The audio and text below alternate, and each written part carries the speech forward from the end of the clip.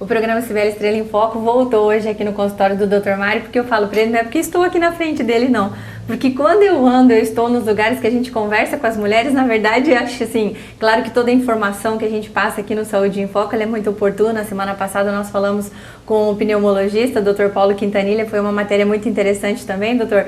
Mas vir aqui falar de beleza, eu tenho certeza que é uma das matérias que chama muita atenção. E, inclusive, quando nós estávamos definindo a pauta do que nós falaríamos aqui hoje, né, eu estava lá no Salão Vision, e aí conversando com o doutor pelo WhatsApp, e o que vamos falar? Aí ele falou, podemos falar de abdominoplastia ou de cirurgia da face. Ali, momentaneamente, eu falei, meninas, cirurgia abdominoplastia ou cirurgia da face? Mas assim, foi unânime, cirurgia da face. Então já foi eleito por vocês e hoje nós vamos falar sobre cirurgia da face, doutor.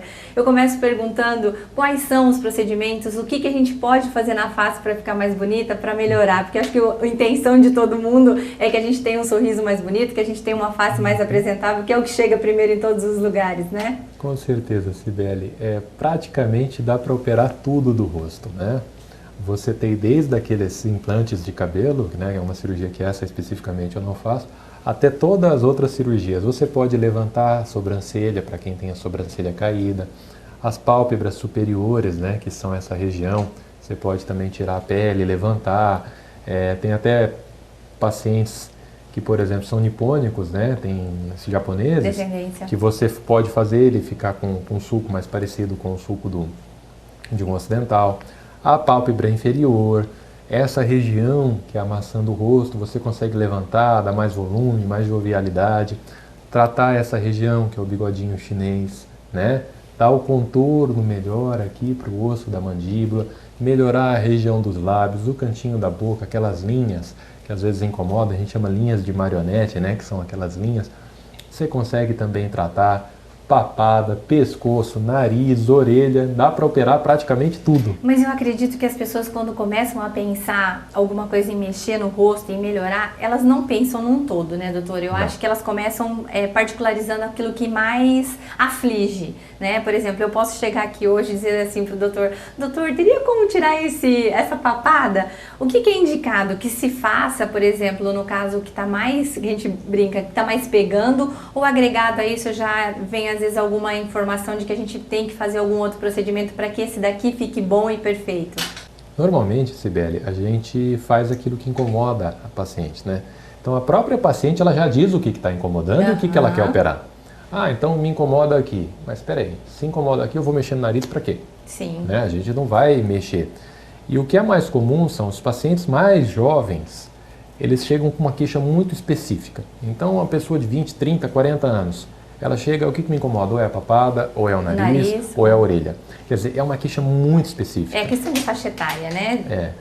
Os pacientes com mais idade, já começam a entrar nessa faixa 40, 50, 60, eles já começam a chegar com uma queixa muito comum da região dos olhos, né? Porque é uma área que sofre bastante, e em alguns casos já vem com uma alteração em todo o rosto. Então, todo o rosto está alterado, né? E aí a pessoa deseja rejuvenescer, quer dizer, a queixa, ela é diferente. Eu sei, já não é tão específica. Ela não fala, eu tenho uma sobrinha de pele na pálpebra, ela fala, nossa, eu estou com um olhar cansado, estou com um olhar envelhecido, eu quero rejuvenescer. Então você já parte para uma cirurgia mais completa, digamos assim. Então vamos começar agora a particularizar para falar de cada caso um pouquinho. Nariz. Ele tem modelo diferente, nariz tem época, tem, por exemplo, assim, teve época em que o nariz tinha um perfil, hoje as pessoas já buscam outro perfil, isso existe? Vocês têm tecnologia diferente? Olha, Cibele, mudou tudo, né? Mudou o que se fazia 20 anos atrás, praticamente não se faz mais hoje. Mudou-se o conceito da cirurgia do nariz, né? O exemplo que nós temos do que era feito antigamente, que a gente não faz mais hoje, é o infeliz caso do Michael Jackson, né? Que ficou aquele nariz desagradável, digamos assim. Não ficou um nariz esteticamente bonito, né? E aquilo não é mais feito hoje, tá? Ninguém mais faz aquele tipo de cirurgia. O nariz muito fininho, muito perfiladinho, muito fininho, né? Hoje, se eu tivesse que resumir, qual que é o objetivo da cirurgia do nariz? Harmonia, naturalidade. Quer dizer, é você olhar, mas você operou o nariz, quer dizer, você não consegue ver. Esse é o objetivo. E toda a cirurgia, ela tem caminhado de forma diferente, né? Então hoje, a gente procura fazer uma cirurgia que ela reforça toda a estrutura do nariz. Antigamente não, a gente só tirava. Então afinava, baixava, era tirar. O objetivo era tirar. Hoje não. Hoje seria reposicionar, né? Então você tira algumas coisinhas, você aproveita a cartilagem, às vezes do septo que está torto, né? E você usa ela na ponta para dar um formato, para moldar. Então você molda com pontos, antigamente você só tirava, né? Hoje você molda com pontos e você consegue um resultado muito mais natural, né? Com uma recuperação muito melhor também e com uma grande vantagem, é um resultado duradouro. Porque se você só tira, daqui a alguns anos... já corre o risco de estar precisando fazer algum tipo de levantamento. A pessoa envelhece, quer dizer, todo o corpo vai enfraquecer e o nariz não é diferente. Agora, quando você, por exemplo, você tira um pouquinho do septo e põe ele na ponta, você fortaleceu essa ponta, então o teu resultado vai se manter por muitos anos. Tá certo. A pessoa já chega com o modelo, já mostrando eu queria esse ou não. Às vezes é a queixa que nem a da Anitta. Nós tivemos agora a cantora recente, que eu acho que não se fala tanto de operação de nariz como da Anitta, que teve agora, né? O doutor particularmente gostou do resultado? Eu particularmente gostei, sim, né? Achei que foi um pouquinho além do que deveria, mas aí às vezes é a intenção gosto pessoal dela, que né? Gostaria mesmo de chegar naquele ponto. Ela quis um pouquinho mais, né? Então, aí você também tem que procurar avaliar isso. O grande segredo é a harmonia, né? E o paciente ele já diz o que incomoda. Então o paciente fala para mim, doutor, me incomoda isso aqui, que é o dorsinho ou a giba. E tem pessoas que têm um ossinho aqui que são mais... O ossinho e a cartilagem. Então o que você faz nesse caso? Não é só raspar. O pessoal fala, é só dar uma raspadinha. Se a gente só raspar, o que vai acontecer? Ele fica assim, ele fica um nariz largo. Então você tem que raspar, sim, mas afinar novamente. Você pode tanto afinar com pontos, quanto, às vezes é necessário, quebrar aqui essa região. Então você faz uma fratura controlada, com instrumento cirúrgico próprio, para afinar todo o nariz, né? Uma outra queixa muito comum, a ponta. Né? A ponta que aponta para baixo, a ponta que aponta para o lado. Ou é muito batatuda. Né? E aí é onde eu entendo que a cirurgia plástica ela mais cresceu, né? Antigamente não se conseguia ter resultados bons na ponta, porque a técnica ela tinha limitações. A técnica que a gente utiliza hoje, ela tem resultados fantásticos na ponta, porque a gente sabe que não é mais somente tirar um pouquinho da cartilagem que está deixando ela mais grossa, mas fazer um reforço com pontos que às vezes depois vai até, é o que falou, prolongar planos adentro, né? Você faz o reforço com os pontos, né? E há um conhecimento muito maior da anatomia. Eu tive um caso de uma paciente que ela tinha um nariz, ela falou, doutor, meu nariz é perfeito, na minha opinião, eu adoro meu nariz. Mas quando eu sorrio, ele aponta para baixo. Nossa. Então ela sorria e o nariz apontava. Existe um músculo no nosso nariz que a gente não percebe bem, que é o músculo depressor da ponta, quer dizer, ele puxa a ponta para baixo. Né? Você vai ver muito bem no cachorro. Né? O cachorro ele consegue mexer o nariz do mesmo jeito que o cachorro mexe a orelha. A gente tem um músculo. Só que você vai ver que quase ninguém consegue mexer a orelha. Um ou outro consegue. Mas em alguns casos, esse músculo que existe nos mamíferos, ele tem um pouquinho mais de força. Então quando a pessoa sorri, ele puxa para baixo. Você faz a cirurgia só cortando o músculo. É uma cirurgia simples, faz em 15 minutos. Quer dizer, é muito tranquilo de fazer. Normalmente precisa fazer mais alguma coisinha, mas eu já tive casos de fazer só isso. Nós temos também na face, que faz parte do conjunto, as orelhas, que a gente sabe que determinadas idades já começam a aparecer muito, a criança já começa a se sentir constrangida. É indicação fazer logo quando criança a reparação das chamadas orelhas de abano? Um recado para as mamães, né? Se o filhinho nasceu com a orelhinha aberta, provavelmente ele vai ficar com a orelhinha aberta. Então aquela história de colar a orelha, colocava um esparadrapinho para ver se ficava, não resolve. Ela não funciona, infelizmente ela não funciona. Ela teria um pouquinho de efeito nas primeiras horas após o parto e só, mas mesmo assim, então essa criança provavelmente para juntar a orelhinha ela vai precisar de uma cirurgia. Tem uma época ideal? Não existe uma época ideal. A partir dos 3 anos a gente pode fazer. Mas o que acontece? A criança ela vai para a escola, então o teu filho está indo lá para a escolinha. É naquele momento que ela vai se sentir constrangida. Que ela já vai estar interagindo ali que ela vai começar. E isso ocorre por volta dos 7 anos, 6 para 7 anos. Então, esse talvez seria o momento de você estar fazendo a cirurgia. No momento que a criança vai começar a se sentir incomodada. Mas eu já operei até idosos, né? Que às vezes não tiveram Protelaram oportunidade. tanto, não tiveram oportunidade quando eram crianças. E era o sonho, né? Uma mulher, eu queria usar o cabelo preso. Depois de uma certa idade. Eu quero usar o cabelo mais curtinho. E aí operou. Então não tem uma idade, você pode operar em qualquer idade. Depende de quando está incomodando. Tá certo.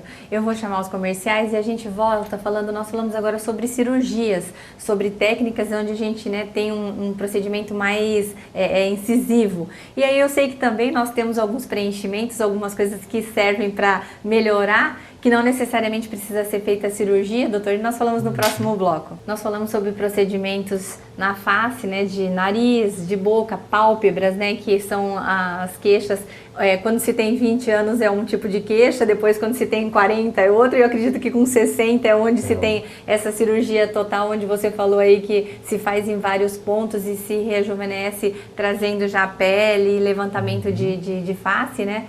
Mas tem aquelas pessoas que têm muito receio de se mudar muito. Eu acho que cirurgia da face é uma coisa que a pessoa realmente pensa muito por conta de saber como vai ser o final, né? O resultado final. A gente sabe que a ação do tempo, ela não ajuda, né, o ser humano. O efeito de cair é uma coisa que acontece com todo mundo, até os mais afortunados. O que a gente pode hoje recorrer, doutor?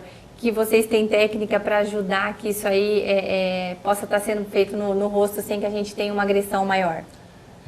Hoje, como eu disse, muita coisa mudou, né? Então, antigamente, a paciente chegava com uma queixa, me incomoda, cirurgia. Você já partia para a cirurgia, né? Hoje, você consegue deixar a cirurgia para os casos mais complexos, né? Para aqueles casos mais difíceis, né? Então, o que mudou, por exemplo? Paciente que tem a queda aqui da sobrancelha.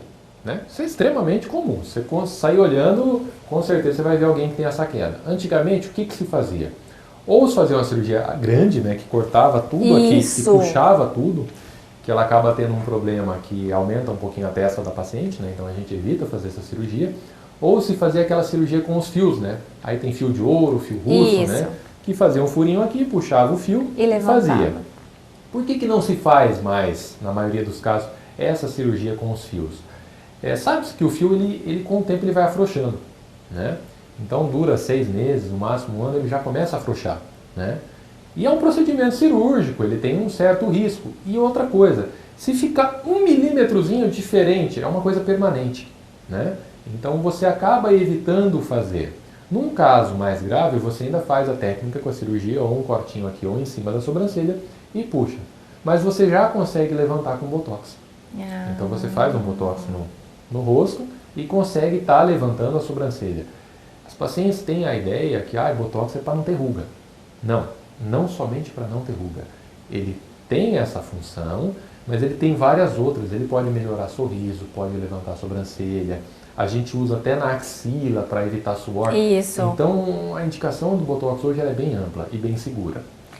Então, nós temos, eu às vezes me confundo na questão, nós temos o botox e nós temos os preenchedores, são duas coisas distintas, são né? Diferentes, são bem diferentes. O botox, ele vem pra gente na forma de um pozinho, né? Que a gente põe o soro para aplicar. Ele é uma toxina, né? Então o que ele faz? Ele vai lá e paralisa o músculo. Então, paralisando o músculo, quando a pessoa sorri, que aparece aqueles pés de galinha, ou quando erga a testa, que aparece, faz carinha de bravo, você consegue mudar a conformação desses músculos, você consegue evitar que surjam rugas, né? Evitar que surjam essas rugas. E às vezes, você paralisando determinados músculos, quer dizer, quando você paralisa um músculo e não paralisa o outro, você aumenta a função desse músculo. Então eu paraliso aqui, não paraliso aqui, esse aqui ergue um pouquinho. Porque é um conjunto de... Você, por exemplo, a boca, ela tem músculo tanto para levantar quanto para baixar. Se você paralisa os que baixam, vai sobressair os de cima. Vai subir um pouquinho. E é um efeito natural. É uma coisa que fica muito natural. O efeito fica muito natural. E aí você tem os preenchedores, né? O preenchedor, ele é o quê? Ele é um gel, que esse gel é feito à base de um ácido que nós temos no organismo. É um gel que nós temos no organismo. Então, uma substância que nós temos no organismo, que ela é feita no laboratório. Antigamente, a gente usava gordura. Então, ia lá fazer uma lipoaspiração e aproveitava a gordura. O problema da gordura é o seguinte, uma parte dela é reabsorvida e a gente não consegue saber exatamente quanto porcentagem vai ser absorvida. No bumbum é fantástico, porque no bumbum você injeta, se ficar um pouquinho maior, um pouquinho menor, não dá tanta diferença. Agora no rosto a gente trabalha com ml, é uma quantidade muito pequena, né? Então é um pouquinho mais difícil de trabalhar. E o problema é o seguinte, se o paciente ou a paciente eles engordam, ganham peso, o rosto vai engordar também. Também é. Né? Então passa a ser um efeito indesejável, a gente evita por causa disso. E hoje é muito seguro fazer os preenchimentos. Você tem preenchimento para várias regiões do corpo. Então você tem preenchimentos específicos para essa região dos lábios, né?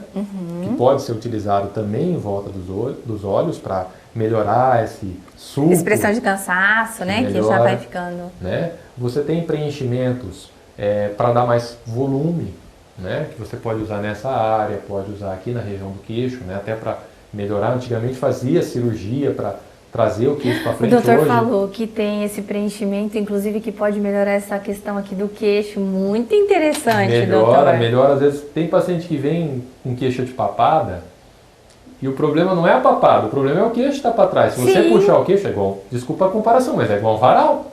Quer dizer, você esticou o varal, acabou o problema, né?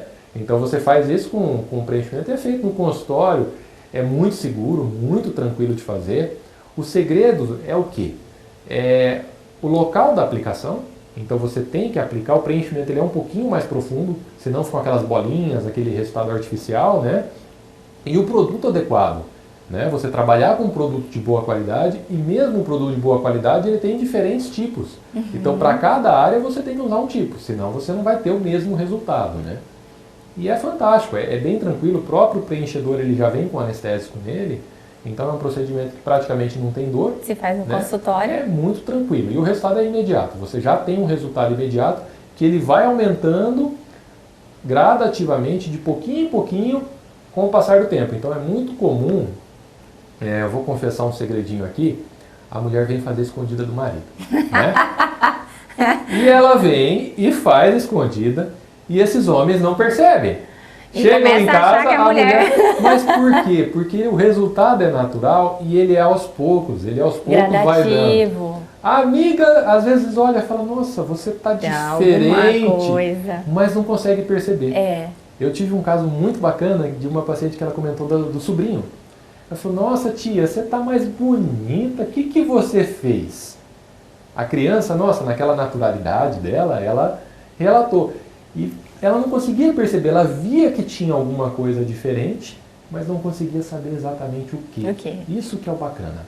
A gente sabe que, na verdade, o sucesso dessas técnicas, doutor, é quando a gente sempre frisa, nós já viemos aqui para falar na questão da qualidade dos produtos, da qualidade do profissional, e a gente sabe que aí tem todo esse toque de arte, né? Porque o cirurgião, ele é uma pessoa que tem um dom ali de moldar, de deixar a perfeição, então é um artista, né? É um dom de Deus.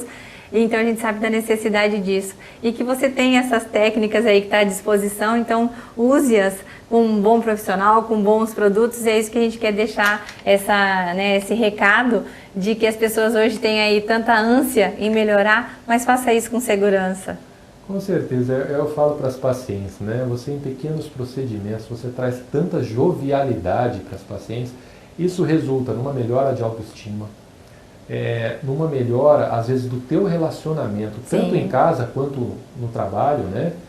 Foi bem engraçado, nos Estados Unidos, na época que teve a crise agora, em 2009, as pessoas faziam muito, porque o mercado de trabalho ele era mais competitivo, então as pessoas elas faziam porque você vai por uma entrevista de emprego com um olhar cansado, você já está para trás. São diferenciais mínimos que vão marcar. E melhora, e é muito tranquilo.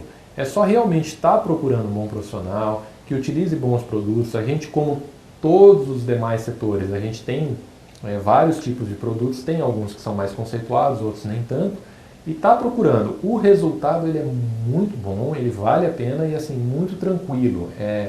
Você fica muito natural, os pacientes gostam demais.